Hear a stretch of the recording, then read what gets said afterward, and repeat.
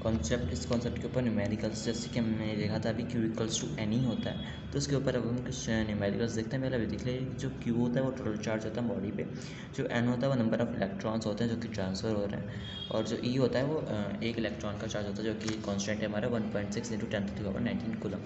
ठीक है, तो अब पहले इसका पहला एग्जाम्पल देखते हैं हम। Calculate total number of electrons in 1 coulomb of charge. 1 coulomb charge में हमें से टोटल नंबर ऑफ इलेक्ट्रॉन्स पूछे हैं।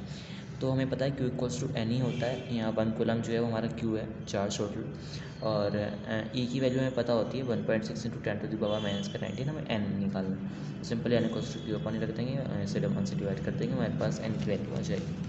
अगला क्वेश्चन देखते हैं, from the given set of charge which charges are not possible. तो उससे हम सिंपली क्या करेंगे, यहाँ पे हमें इन्होंने Q की वैल्यू दे रखी है और हमें E की वैल्यू पता होती है, हम इससे N की वैल्यू निकाल लेंगे सब में। ठीक है, अब जैसे कि यहाँ पे N की वैल्यू हमने देखा था पहले भी कि N के जो हमने प्रॉपर्टी पढ़ी थी क्वांटाइजेशंस की, तो उसमें हमने देखा था कि इंटीग्रल मल्टीपल होता है, केवल पॉइंट्स में नहीं आ सकती N की वैल्यू। तो हम इन सब में N की वैल्यू निकालेंगे और देख लेंगे कि पॉइंट में आ रही है या नहीं।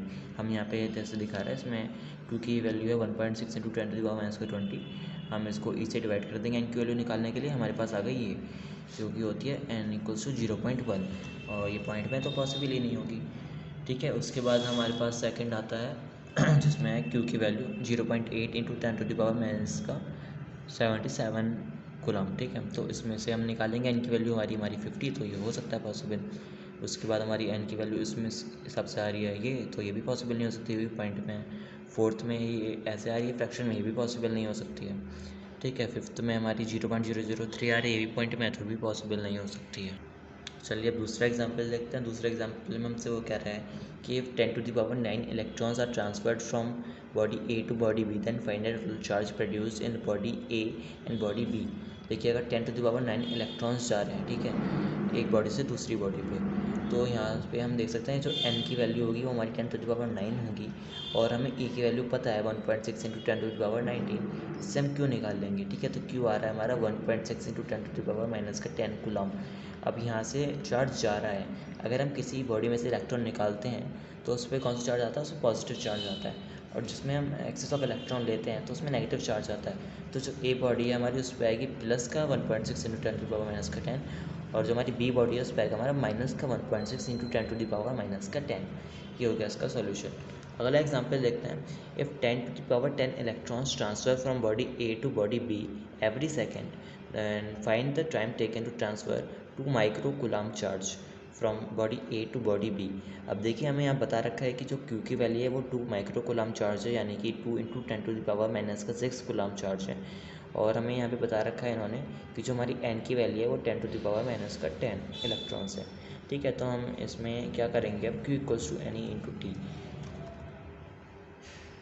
तो यहाँ पे जो हमारा, अगर हम इसे T से मल्टीप्लाई कर देंगे, यानी जो हमारा Q इक्वल्स टू N ही होता है, ये हमारा 1 सेकंड का होता है। अगर हम T से मल्टीप्लाई करेंगे तो T सेकंड्स का आएगा। ठीक है, हमें वैल्यू निकालनी है T की, तो हम इस फॉर्मूले में ये सारी वैल्यूज़ रख देंगे। हमारे पास Q भी है, हमारे पास N भी है, और E की वैल्यू हमें पता ही है 1.6 × 10⁻−19 कूलम, और इंटू T कर दिया हमने यहाँ पे, तो T की हमारे पास वैल्यू हो जाएगी 1250 सेकेंड्स। ठीक है, तो चलिए अब अगले एग्जाम्पल पे आते हैं। जो हमारा अगला एग्जाम्पल है वो हमसे कह रहा है calculate total charge electrons in 2 gram of electrons. ठीक है, हमें यहाँ पे इन्होंने मास दिया है 2 ग्राम ऑफ इलेक्ट्रॉन, और हमें यहाँ पे इन्होंने ये भी दिया है कि मास ऑफ 1 इलेक्ट्रॉन इज़ 9.1 × 10⁻31।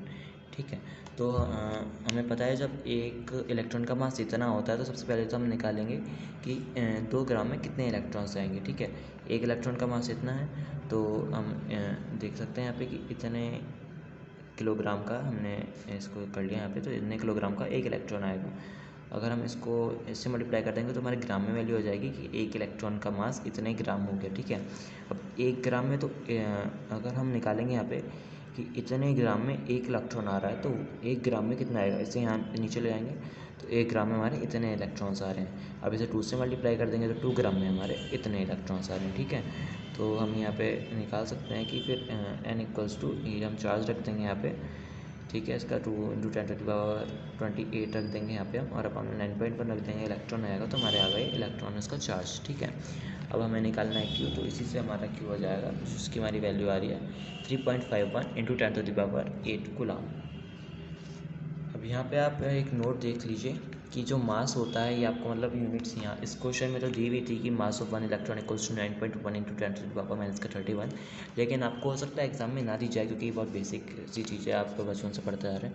तो ये आपको याद रखनी होगी कि mass of one electron is 9.1 into 10⁻⁻31 kilogram. Charge जो होता है एक इलेक्ट्रॉन का वो होता है -1.6 इंटू 10⁻⁻19 कूलम। जो मास होता है प्रोटॉन का वो होता है 1.6 इंटू 10⁻⁻27 किलोग्राम। जो चार्ज होता है प्रोटॉन का वो होता है 1.6 इंटू 10⁻⁻19 कूलम। जो हमारा मास होता है न्यूट्रॉन का वो होता है 1.67 इंटू 10⁻⁻27 किलोग्राम। और जो हमारा चार्ज होता है न्यूट्रॉन पे वो 0 होता है, ठीक है, न्यूट्रॉन है वो न्यूट्रल रहेगा तो 0 चार्ज होता है उसका। चलिए एक एग्जांपल और देखते हैं। Calculate total positive and negative charge on 100 gram of water. 100 gram of water में हमें टोटल पॉजिटिव और नेगेटिव चार्ज निकालना है। अब आपको पता है, आप केमिस्ट्री तो पढ़ी होगी आपने, फिजिक्स से तो एक मॉलिक्यूल में जो होता है मतलब वाटर का हमारा फार्मूला होता है H2O। तो उसमें हमारे 2 हाइड्रोजन आइटम आते हैं, एक ऑक्सीजन आइटम आता है। जो हमारे हाइड्रोजन का एटॉमिक नंबर होता है उसमें मतलब होता है 2। एक हाइड्रोजन का एटॉमिक नंबर 1 होता है, 2 हाइड्रोजन का एटॉमिक नंबर 2 होगा, तो उसी हिसाब से यहाँ पे 2 प्रोटॉन आएंगे और 2 इलेक्ट्रॉन आएंगे। ऑक्सीजन का एटॉमिक नंबर होता है 8, तो इसलिए यहाँ पे 8 प्रोटॉन्स आएंगे और 8 ही इलेक्ट्रॉन्स आएंगे। अब इन दोनों को सम करेंगे हम यहाँ पे, तो आ गया हमारा 10, तो 10 प्रोटॉन्स हो गए और 10 इलेक्ट्रॉन हो गए। और इसका मतलब 10 ई का चार्ज इस पे आ रहा है और 10 ई का चार्ज इस पे आ रहा है, ठीक है। अब हम निकालते हैं नंबर ऑफ मोल्स। अब यहाँ पे हमें गिवन मास दिया है, आपको number of moles class 11th की केमिस्ट्री में सिखाया होगा निकालना। तो जो नंबर ऑफ मोल्स होता है वो होता है given mass upon molar mass. यहाँ पे गिवन मास है हमारा 100 ग्राम, ये लिखा, तो यहाँ पे 100 ग्राम लिख देंगे। और मोलर मास हमें पता है कि H2O का होता है 18। कैसे? ऑक्सीजन का कितना होता है 8, ऑक्सीजन का होता है 16 और हाइड्रोजन का 1 होता है 2, तो 216 + 2 18। तो 100/18 करेंगे तो हमारा आएगा ये 100/18 से मल्टीप्लाई कर देंगे तो हम ऐसे ही रख देंगे इसी कैलकुलेशन के लिए। तो नंबर ऑफ मोल्स जो आएंगे हमारे वाटर के 100 ग्राम में वो आएंगे इतने, ठीक है। n = 6.023 है हमारा एवोगैड्रो नंबर से इसे मल्टीप्लाई कर देंगे। मोल्स, नंबर ऑफ मोल्स आ गए थे हमारे, तो हम इसे एवोगैड्रो नंबर से मल्टीप्लाई करेंगे तो हमारे नंबर ऑफ मॉलिक्यूल्स आ जाएंगे।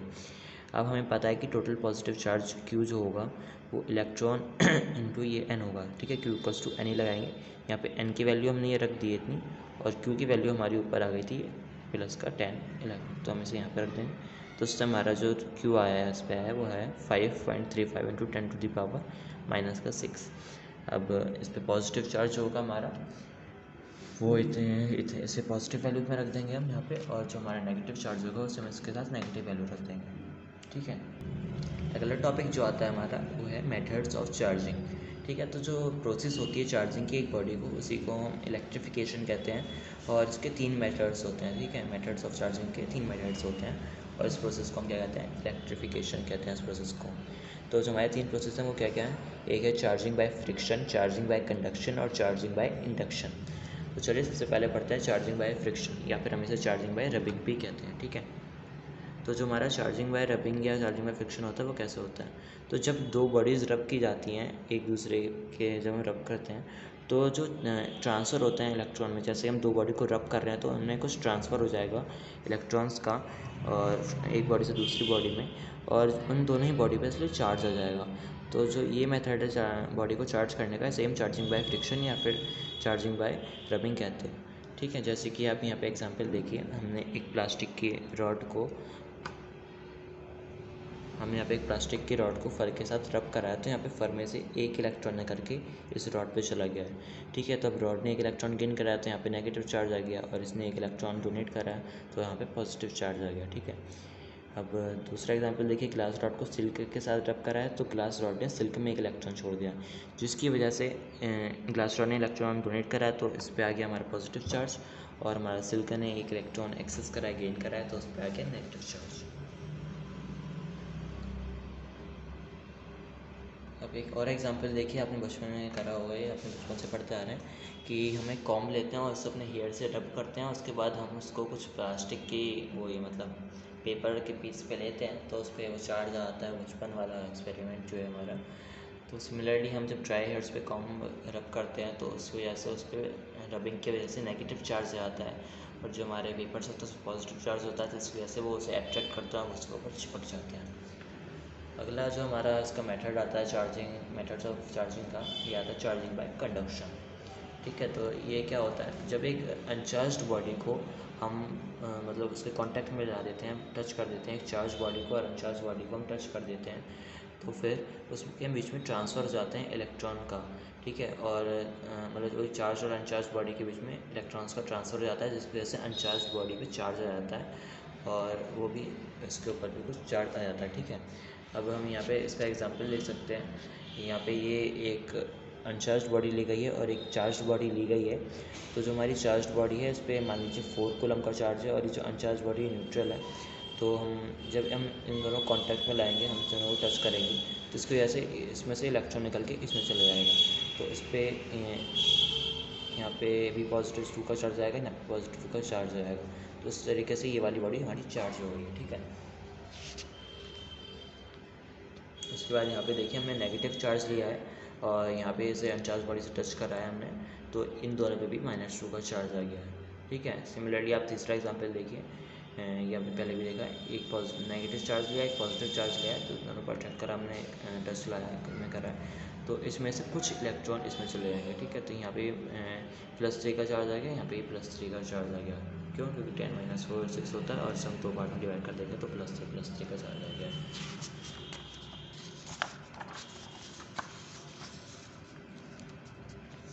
अगला जो हमारा आखिरी मेथड है चार्जिंग करने का किसी बॉडी को, वो है चार्जिंग बाय इंडक्शन। ठीक है, जो ये मेथड होता है, ये इसमें आप मतलब MCQ टर्म 1 के हिसाब से आ रहे हैं आपके, तो उसमें ये भी चीज़ बन सकती है कि जो हमारी बॉडी है वो उसे बिना टच करे कौन सी मेथड से हम किसी बॉडी को चार्ज कर सकते हैं उसको बिना टच करें। ठीक है, तो इसे ही हम कहते हैं चार्जिंग बाय इंडक्शन।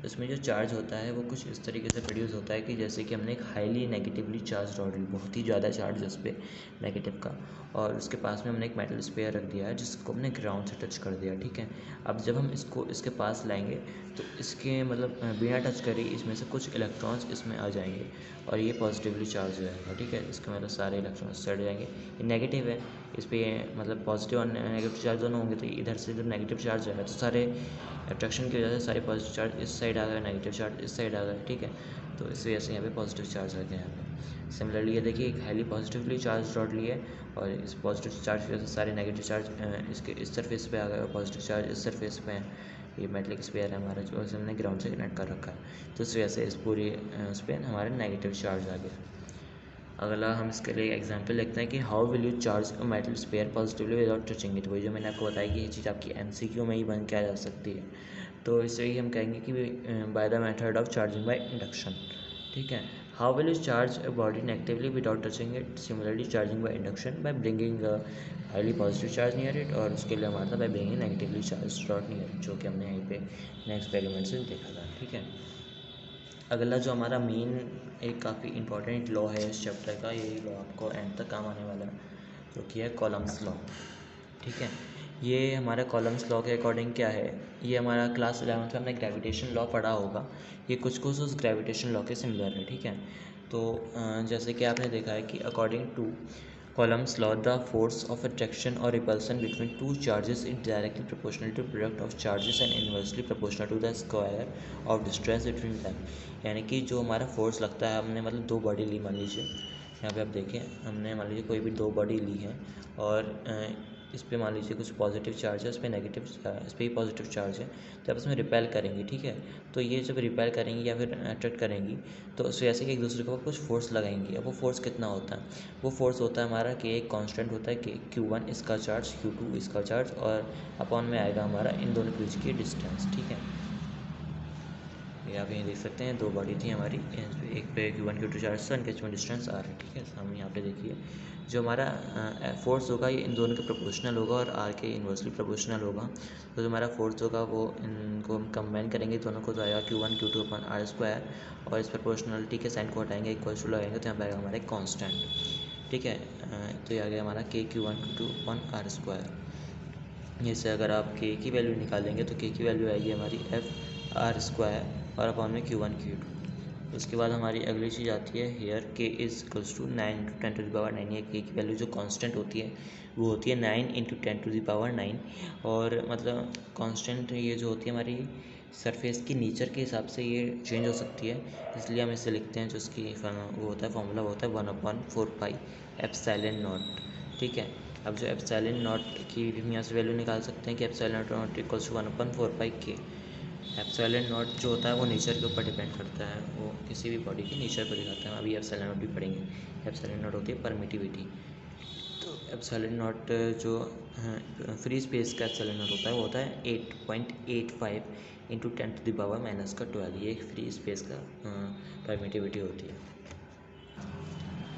तो गाइस इस वीडियो में इतना ही। हमने इस वीडियो में कॉलम्स लॉ तक कवर कर लिया है और इसके बाद हम इलेक्ट्रिक परमिटिविटी से आगे कंटिन्यू करेंगे अगले नेक्स्ट पार्ट में।